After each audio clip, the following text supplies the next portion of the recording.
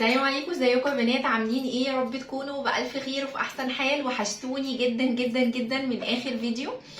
طبعا انا اول ما رمضان ابتدى اختفيت، ما عرفتش انزل اي فيديو خالص ولا اي حاجه. ده يعتبر تاني فيديو انزله من بعد الفيديو اللي فات، كان فلوج كده. فقررت لما ارجع كده يكون في شويه حماس. بحب ارجع يا اما في فيديو منتجات خلصتها يا اما في فيديو مشتريات، وان شاء الله كل الفيديوز دي هتنزل خلال الفتره الجايه، بس محتاجه بقى تشجيع منكم كده وكلام حلو.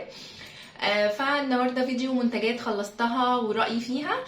فتابعوا معايا الفيديو لاخره ويلا بينا نبدا. عارفه تحسوا كده الجو غريب معايا الاطفال، مش مستقر على الحال، لا هو برد ولا هو حر. بس هو الفتره دي حر جدا، انا حرانه جدا وحسيت ان الدنيا فجاه بقت حر. يعني كان حتى بالليل بيسقع شويه فكنا بنتغطى او كده، فحاسه دلوقتي حر قوي. مش عارفه انتوا عندكم كده برضو ولا ايه، بس انا حاسه بحر جامد قوي. المهم خلينا نبدا في المنتجات بتاعتنا على طول. اول حاجه طبعا هنبدا زي ما احنا بنبدا كل مره بعشوائيه، اللي هيطلع في ايدي هتكلم عليه. اول حاجه هتكلم عنها هو الشامبو ده من براند اسمها ليفاين. هي براند مصريه، ده كده شكله. براند مصرية بتعمل حاجات للشعر، سيرمز وشامبو وكريم للشعر وحاجات زي كده. ده المفروض بزبدة الكاكاو والشيا. المفروض ان هو خالي من السلفيت والصوديوم والبارابين والسيليكون والحاجات دي كلها. قبل ما ابدا اقول رايي فيه، عايزه برضو اوضح حاجه. الشامبو اللي بيبقى فيه سلفيت او فيه سيليكون او فيه بارابين او اي حاجه من الحاجات دي، هو مش مضر او حاجه مزعجه بالدرجه اللي البنات كتير بتسمع عنها او بتخاف منها او كده. بالعكس، السلفيت بينظف جدا الشعر، وبالذات لما بيكون الشعر فروه دهنيه او كده بيبقى محتاج شامبو فيه سلفيت فينظف الشعر كويس. طيب، وظيفه الشامبو ان هو ينظف الشعر من غير ما ينشفه. الشامبو ده كان بينظف الشعر كويس جدا وريحته حلوه جدا، بس بيخلي الشعر جاف جدا، بيخليه داخل في بعضه وناشف جدا. انا خلصته للاخر. الشركه كانت بعتهولي هو والسيرم بتاعه، بس انا بصراحه ما حبيتهوش، مش هكرره تاني. ده كده شكله. وما حبيتهوش لانه بينشف الشعر جدا، وانا طبيعه شعري اصلا جافه فمش محتاجه جفاف اكتر. تاني حاجه خلصت معايا وهي خاصه بالشعر برضو، هو الهير بروتكت. ده سبراي كده حمايه الشعر من براند اسمها كامينا. براند كامينا دي معروفه قوي، بقاله فتره كبيره جدا معايا. هو خلص خالص، وبصراحة أنا كنت بستخدمه سواء بعمل شعري بالحرارة يعني أو لأ. كنت بستخدمه علشان البخاخ بتاعته كان عاجبني، فبستخدمه كده على الأطراف، اللي هو ايه، زي مية كده بحطه قبل ما احط سيرم أو كريم أو كده. ولما خلص بالفعل البخاخ بتاعته ممتازة يا بنات، ممتازة. أنا عايزة أقول لكم، رحت سمير ويليام وسألت على بخاخ من البخاخات بتاعت الصالونات اللي هي بالظبط نفس الإيد والشكل ده. لقيتها ب 220، لقيتها غاليه جدا، فاضيه يعني، هي فاضيه كده ب 220 ومعرفش دلوقتي وصلت لكام.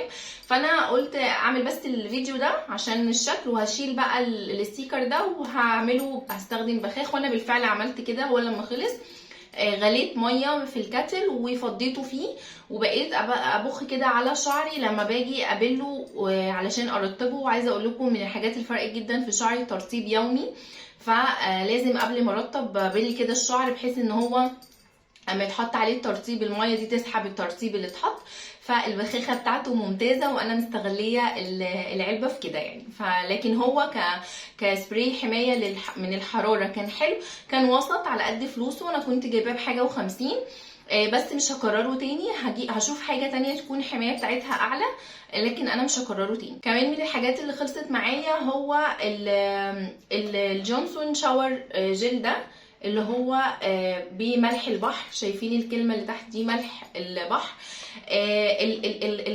الغسول بتاع الجسم ده او الشاور جيل ده تحفه تحفه. ريحته كانت جميله جدا جدا جدا، بينظف الجسم كويس جدا. انا اتفاجئت بصراحه بجونسون. يعني هو كنت بشوفه دايما قدامي برغم ان سعره بسيط، بس ما كنتش بجربه. لما جربته بصراحه بقى ادمان. وفتحه التانية اللي هي بالبينك هنا، التانية دي حاجه تانية خالص، ريحتها حلوه جدا وبينظف الجسم كويس جدا، وكمان بينفع مع الشيفنج، فهو حلو قوي. كان سعره حوالي 25 جنيه. هكرره تاني، حلو قوي قوي، وانصحكم كمان بيه. سواء الريحه الفاتحه دي او البينك حلوين قوي قوي. اللي خلص معايا الكريم ده من فازلين. الكريم ده انا خلصت منه اللي هو باللون الاصفر ده اللي هو بالكوكو باتر. بصوا بصراحه انا مش هكرره تاني برضو، برغم ان ده عجبني عن الاصفر. انا مخلصاه خالص وريحته حلوه، انا بحب الريحه دي. بس عموما فكره الكريمات اللي هي في جار زي كده مش حلوه خالص، ما عجبتنيش زي اللي هي بتبقى في البوتل الطويله دي، ما عجبنيش، مش هكرره تاني. مش حاسه ان هو الحاجه بتاعت فازلين اللي انا مستنياها، الترطيب بتاع فازلين اللي انا مستنياه. انا كنت بستخدمه اللي هو اللوشن الطويل ده رهيب، وكنت بنصح البنات بيه لانه فعلا ممتاز وكنت بحبه جدا، لكن ده ما حبيتهوش ولا هو ولا الاصفر، مش هكرره تاني. كمان طلع من ايدي منتج من فازلين، هو كريم الايد اللي كنت بقول لكم يعني بستنى ان انا اخلصه. ده كده شكله. انا طبعا كالعاده قصيته وخلصت كل اللي فيه. الكريم ده انا خلصته على ايدي وعلى الركب بقى ورجلي وكده، بحيث ان انا اخلصه خالص. ترطيبه للايد مش احسن حاجه. لو انت الايد بتاعتك تعبانه من مواعين، من تعرضها للميه كتير، عندك اكزيما، عندك جفاف شديد في الايد، مش هيعمل معاه اي حاجه، ترطيبه اقل من العادي. فكنت محتاجه حاجه تقيله، لاني اصلا احنا الفتره اللي فاتت الجو مش مستقر، وكمان بنعمل حاجات كتير بايدينا وبنشتغل بايدينا، فما كانش بيديني النتيجه اللي انا عايزاها. فاكيد مش هكرره تاني. حجمه 75 مللي، وهو واللي فات كان سعرهم حاجه و30، بس مش هكرره تاني. كده الحاجه اللي خلصت معايا هو الشامبو ده بتاع شركه بارك فيل، اللي هو بتاع القشره. ده كده شكله تمام. الشامبو ده يعني للقشره كنت اول مره اجرب حاجه غير نيزاباكس بصراحه للقشره. هو سعره 70 جنيه وحجمه 120 مللي، حجمه صغير بس حلو بصراحه، بينظف فعلا القشره لو انت استمريتي عليه. وكمان عايزه اقول لكم ان القشره محتاجه روتين، مش بس الشامبو تعتمدي عليه. يعني انا بغسل شعري بيه، وكان عندي القطره اللي هي بتاعت برضو القشره، وكنت بستخدمها قبل الشاور، وبعد كده اروح اغسل شعري بيه، وبعد كده اغسل شعري بشامبو تاني عشان احس ان هو نضف كويس جدا، وبعدين ابدا بقى ارطب بالبلسم او حمام الكريم او كده. بصوا يعني هو عامه انا عايزه اقول بس مش شرط ان انت تغسلي شعرك ب2 شامبو. انا بس بحب ان انا انضف شعري كده. هو بيجفف الشعر شويه بس بتديكي نتيجه، يعني تلاقي نتيجه في القشره.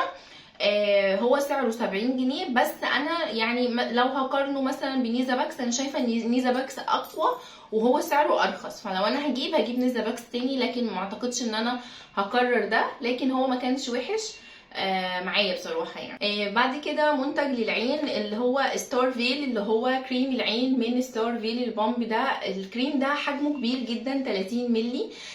الابليكيتور بتاعته كانت سهله جدا ان انا استخدمه بامب كده. بصوا خلصان خالص، ما فيهوش اي حاجه، خلصته للاخر. الكريم ده كان حلو جدا معايا في الترطيب، كان بيرطب تحت العين كويس جدا، قوامه خفيف، تحت العين بيمتص بسرعه، المنطقه دي بتمتص بسرعه.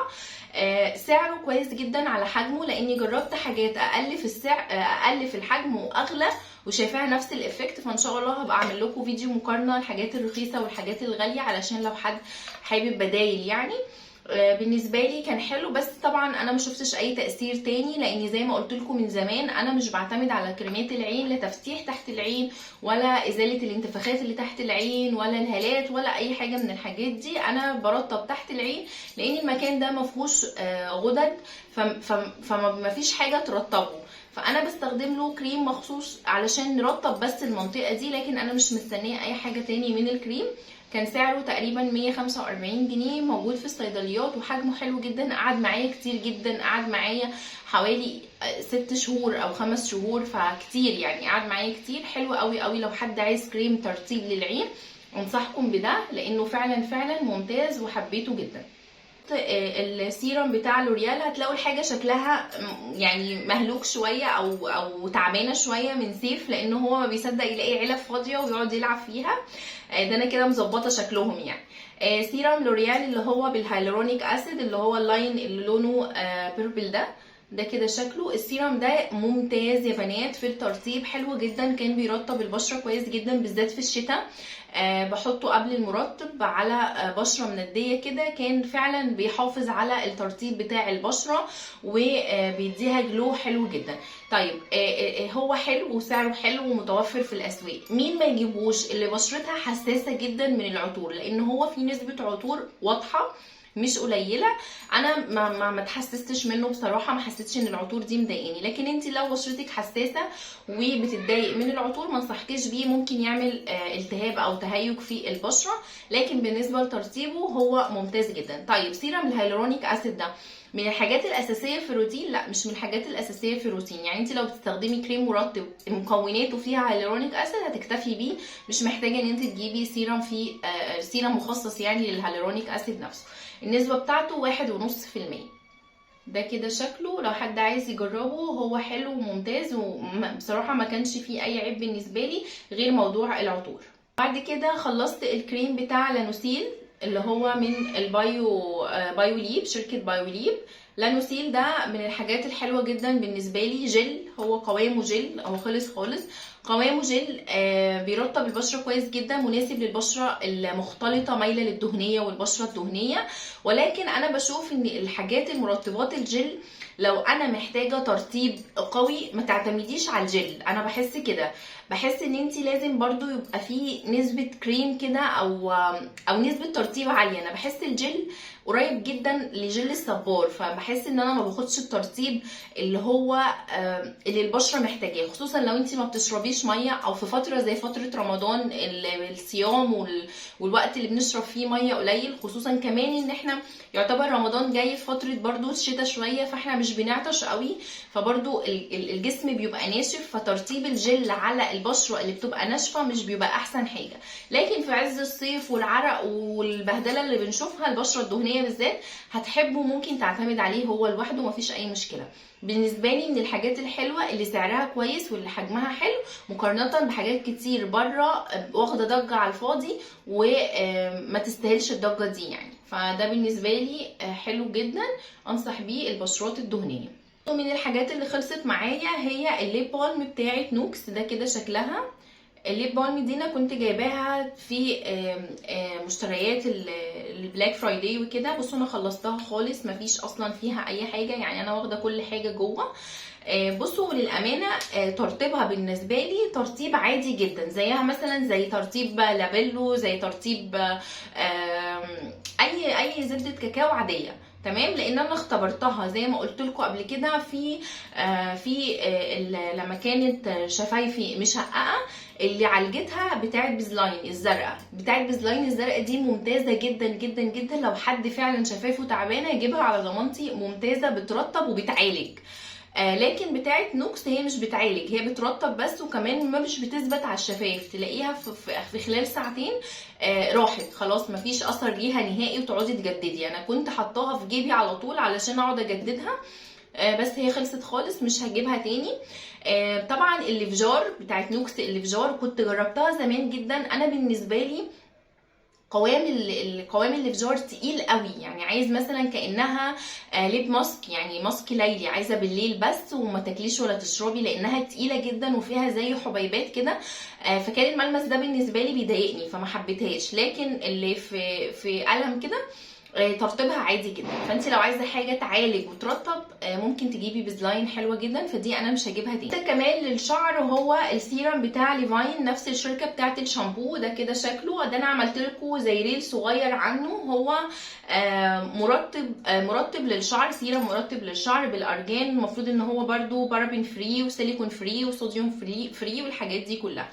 بصوا اكتر ميزه عجبتني فيه هي ريحته، لان انا بحب جدا المنتجات اللي ريحتها حلوه للشعر. هو ريحته ممتازه جدا، ولكن بالنسبه لي برده ما كانش احسن حاجه، يعني بما اني مجربه حاجات افضل منه في ترطيب الشعر واللمعه والتحكم في الهيشان والحاجات دي كلها، فكان يعني بالنسبه لي ضعيف، مش هو الحاجه القويه اللي انا ممكن ارجع افكر اجيبه تاني واكرره تاني بصراحه. وده تقريبا سعره كان 80 جنيه، فمش هرجع اجيبه تاني. يعني من الحاجات اللي قعدت معايا كتير جدا وخلصت خالص هو الغسول ده بتاع أليجين. بتاع البشره.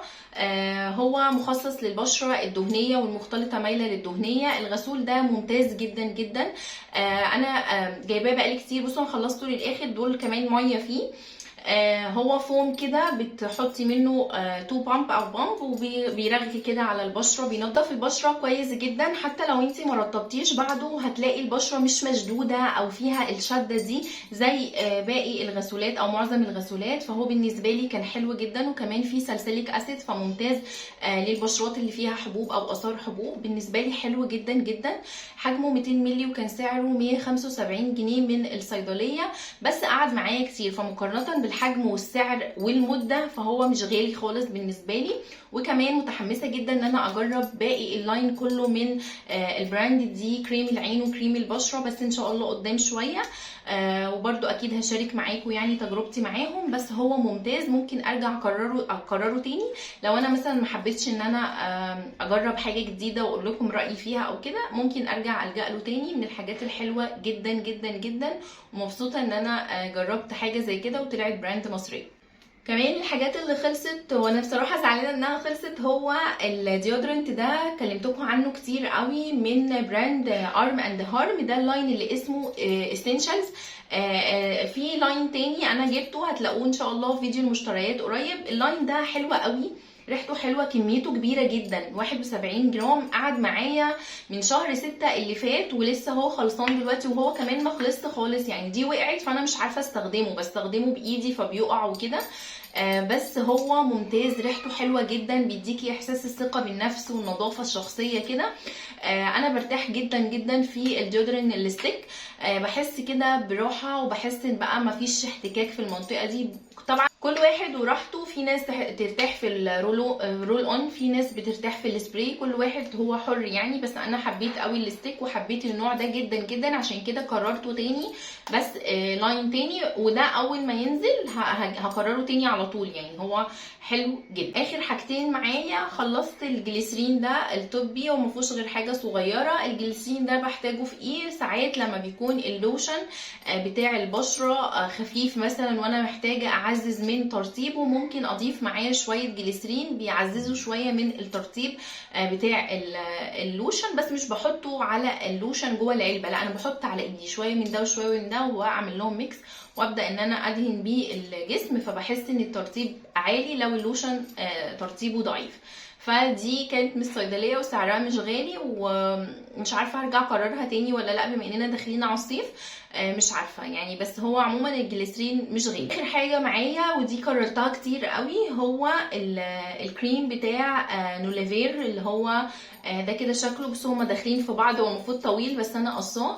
الكريم ده انا كررته كتير جدا، بس الصراحه مش للبشره. هو مخصص لو انت عايزه تستخدميه للبشره، ومناسب جدا البشره الجافه، لكن البشره الدهنيه تبعد عنه تماما لانه قوامه كريم وقوامه تقيل. فانا بحبه جدا جدا. بعد الشيفنج بيهدي البشره جدا، بيهديها قوي، مفيش اي تهيج، مفيش اي حكه او التهاب او اي حاجه. فهو حلو حتى لو حصل لا قدر الله لسعه او حرق من اي حاجه وانت واقفه في المطبخ وما عندكيش ميبو، ممكن تستخدميه. ممتاز جدا، بيهز الجلد كده وتحسي ان انت في بروده كده على جلدك. فهو حلو قوي، وده انا كررته كتير. وعندي واحده كمان فتحاها جوه، فبالنسبه لي هو حلو وبكرره كتير يعني. انصحكم بيه لو حد عايز يستخدمه مثلا بعد الازاله او حاجه، مش شرط الشيفنج، اي نوع ازاله عادي. ده متوفر في الصيدليات وسعره في حدود ال 65 جنيه. دي كده كل الحاجات اللي انا خلصتها ورأيي فيها بكل امانه. بعد ما خلصتها خالص قولولي وشاركوني رأيكم. لو انتوا جربتوا اي منتج من المنتجات دي قولولي رأيكم فيه زي رأيي ولا عندكم رأي تاني. يا ريت نشارك بعض كده عشان كلنا نستفيد. ويا رب يكون الفيديو عجبكم واستفدتوا منه ولو بحاجه بسيطه. واتمنى تقولولي الفيديو الجاي ان شاء الله يكون عايزينه عن ايه، لان انا زي ما قلت لكم محتاره وانتوا ما ردتوش عليا في الفيديو اللي فات. فاتمنى تردوا عليا تحت الفيديو ده. ان شاء الله اشوفكم على خير في فيديو تاني جديد قريب. مع الف سلامه.